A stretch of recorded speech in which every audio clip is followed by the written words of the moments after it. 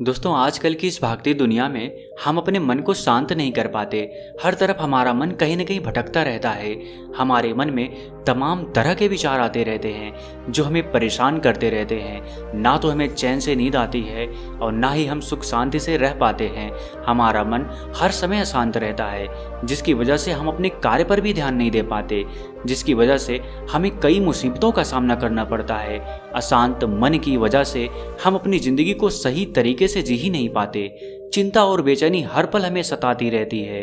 कहते हैं, अगर आपका मन शांत हो गया, यानी आप अपने मन को शांत करना सीख गए, तो आप दुनिया की हर एक वस्तु पर विजय पालोगे।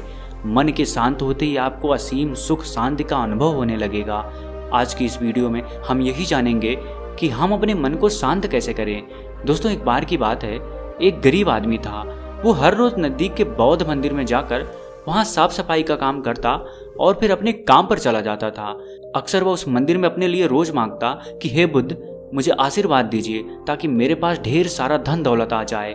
एक दिन जब वह गरीब व्यक्ति उस बौद्ध मंदिर में साफ सफाई कर रहा था, साफ सफाई करने के बाद जब वह प्रार्थना के लिए बैठा तो उसने वही पुरानी बात दोहराई। वह अपने लिए ढेर सारा धन दौलत मांगता। उसकी यह बात एक बौद्ध महात्मा सुन लेते हैं। वे महात्मा बड़े ही चमत्कारिक महापुरुष थे। उन्होंने कई सारी सिद्धियां प्राप्त की थी, लेकिन कभी भी वह अपनी सिद्धियों का गलत उपयोग नहीं करते थे। बौद्ध महात्मा ने उस गरीब आदमी से पूछ ही लिया कि क्या तुम मंदिर में केवल इसलिए काम करने आते हो कि तुम्हें कुछ मिल जाए?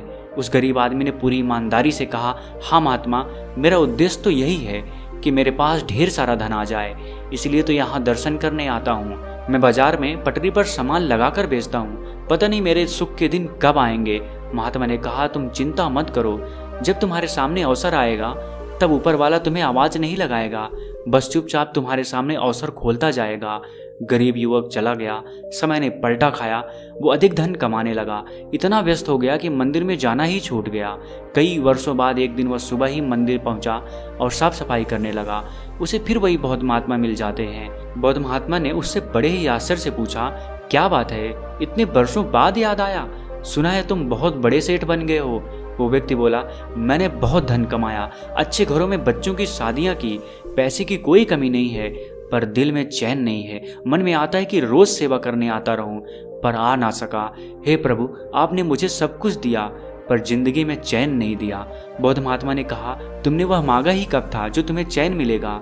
धन तुम्हें चाहिए था, वो तो तुम्हें मिल गया, तो फिर आज यहाँ क्या करने आए हो? उसकी आंखों में आंसू भर आए। वह वहीं पर उन बौद्ध महात्मा के चरणों में गिर पड़ा।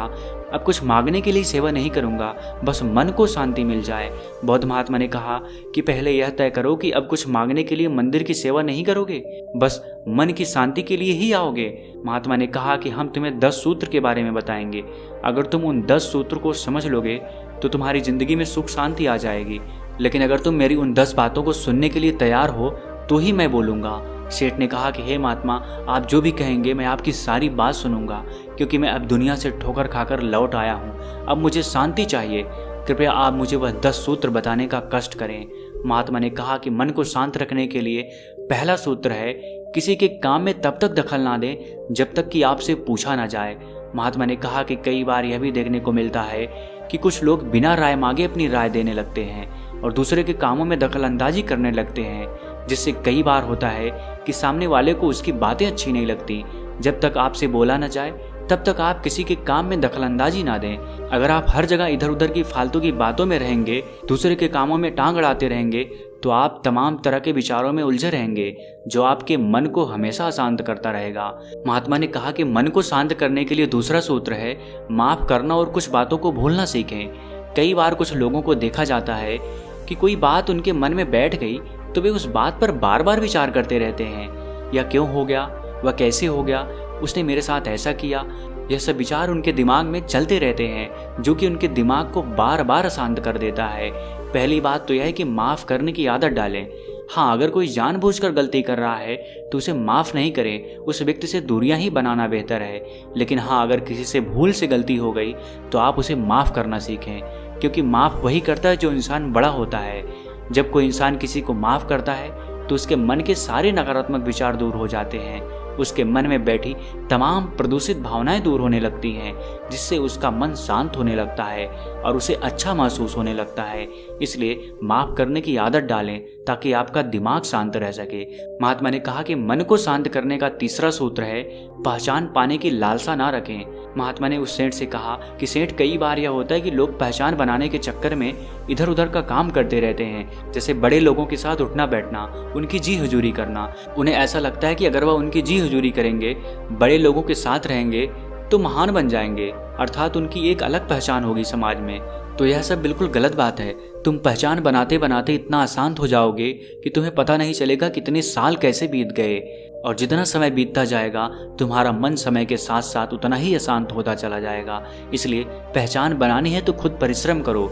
जब तुम खुद परिश्रम करोगे तो वह तुम्हारी असली कमाई होगी, और यही कमाई तुम्हें सुख शांति देगी, तुम्हारे मन को भी शांति देगी। तुम्हें भी लगेगा कि हाँ, हमने कुछ अपने दम पर अर्जित किया है। इसलिए लोगों की जी हुजूरी करना छोड़ो, पहचान बनाने की लालसा छोड़ो, क्योंकि यही लालसा ही तुम्हारे मन को अशांत कर देगी। आजकल समाज में तो यही हो रहा है। कोई कहता है कि मेरा राजा के सेनापति से परिचय है, तो कोई कहता है कि मेरा दोस्त ही सेनापति है। यह सब जताकर हम अपने आप को बड़ा साबित करने में लगे हुए हैं, अर्थात हम खुद को छोटा हुआ महसूस कर रहे हैं। तभी हम खुद को बड़ा बनाने के लिए बड़े लोगों से अपना परिचय बनाने में लगे रहते हैं। गुरु ने कहा, शेठ, तुम्हें यह सब छोड़ना होगा। अगर तुम यह सब छोड़ देते हो तो तुम्हारे मन को शांति अवश्य मिल जाएगी। महात्मा ने आगे कहा कि मन को शांत करने के लिए चौथा सूत्र है जलन की भावना से बचें। कुछ लोगों का स्वभाव यह होता है कि वे छोटी छोटी बातों पर एक दूसरे से नफरत पालने लगते हैं। उन्हें लगता है कि यह चीज़ हमारे पास होनी चाहिए थी, दूसरों के पास कैसे हो गई। कुछ लोगों को लगता है कि जिंदगी में सिर्फ वही आगे बढ़े, जब कोई दूसरा उनसे आगे बढ़ता है तो उन्हें जलन होने लगती है, और यही जलन की भावना उनके दिमाग को बार बार अशांत करती रहती है। अगर आप दूसरों के विकास में खुश रहने लगेंगे तो आपका मन शांत रहेगा और आप भी अपनी जिंदगी में आगे बढ़ने लगेंगे। महात्मा ने सेठ से कहा कि सेठ, कभी यह आजमा कर देखना, जब कोई तुम्हारा पड़ोसी या कोई तुमसे आगे बढ़ रहा हो या अपनी जिंदगी में विकास कर रहा हो तो तुम उसकी खुशी में शामिल होना, तुम्हें भी बहुत अच्छा लगेगा। आजकल तो हर कोई एक दूसरे से जलन की भावना रख रहा है, जो कि उसके मन के अशांत होने का सबसे बड़ा कारण है। महात्मा ने सेठ से पांचवा सूत्र बताते हुए कहा, उतना ही काटे जितना चबा सके, अर्थात उतना ही काम हाथ में ले जितना पूरा करने की क्षमता हो। महात्मा ने कहा कि सबसे पहले हमें अपनी क्षमता को परखना होता है। हमें यह जान लेना आवश्यक होता है कि हमारे पास कितनी ताकत है, हम इस काम को कर पाएंगे कि नहीं। यह सब सोच विचार करने के बाद ही उस काम की शुरुआत करनी चाहिए।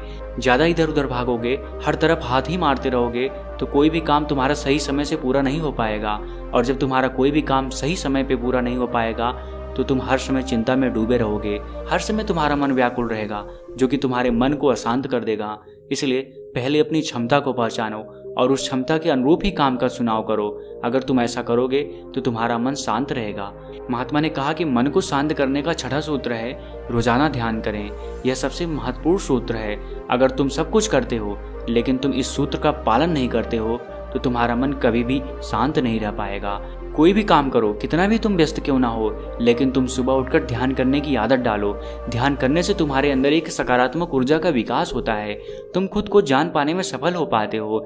ध्यान से तुम्हारे शरीर की सभी प्रक्रियाएं सुचारू रूप से चलेंगी और शरीर के हार्मोन संतुलित मात्रा में अपना अपना काम करते रहेंगे। इसलिए प्रतिदिन ध्यान करने की आदत डालें, क्योंकि ध्यान ही एकमात्र ऐसा तरीका है जिससे हम कुछ भी पा सकते हैं। महात्मा ने सातवां सूत्र बताते हुए कहा कि खुद को माहौल में ढालने की चेष्टा करें। जिस माहौल में तुम रह रहे हो सबसे पहले उसमें ढलने की कोशिश करो, क्योंकि रहना तुम्हें वहीं है। मान लो अपने इस भारतवर्ष में जब बारिश का मौसम आता है तो हम अपने अनाज को अपने घर में रख लेते हैं। ठंड का मौसम आता है तो हम ऊनी कपड़े पहन लेते हैं। गर्मियों का मौसम आता है तो हम हल्के सूती कपड़े पहनते हैं। इसका मतलब यह है कि हम मौसम के हिसाब से अपने आप को ढाल लेते हैं। महात्मा कहते हैं कि इंसान वही सफल होता है जो अपने आप को उस परिवेश में ढाल पाता है, परिस्थितियाँ कैसी भी हों। लेकिन अगर तुम उन परिस्थितियों के हिसाब से ढलने में सफल हो गए तो फिर तुम्हारा मन शांत रहेगा। महात्मा ने सेठ से आठवां सूत्र बताते हुए कहा, जो कभी बदल नहीं सकता उसे सहना सीखो। कई बार हम कुछ ऐसे कार्य करने लगते हैं जिसका ना तो कोई सर होता है और ना ही कोई पैर। अगर ऐसा कार्य हम करेंगे तो हमारा समय बर्बाद होगा, इसमें कुछ भी मिलने वाला नहीं है। जो हमारे वश में है हमें उस काम को पूरी ऊर्जा के साथ करना चाहिए। अगर हमें बड़े बदलाव लाना है तो पहले में छोटे छोटे बदलाव खुद हमारे अंदर लाने होंगे। बड़ी सफलता अर्जित करने से पहले खुद की छोटी छोटी गलतियों को सुधारना बहुत ज़रूरी होता है।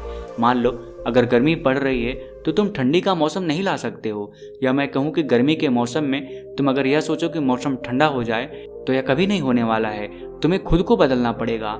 खुद को बदल लोगे तो मौसम का कोई भी प्रभाव तुम पर नहीं पड़ेगा, अर्थात परिस्थितियों का कोई भी प्रभाव तुम पर नहीं पड़ेगा। इसलिए जो कभी बदल नहीं सकता तुम उसे बदलने में अपना समय बर्बाद मत करो।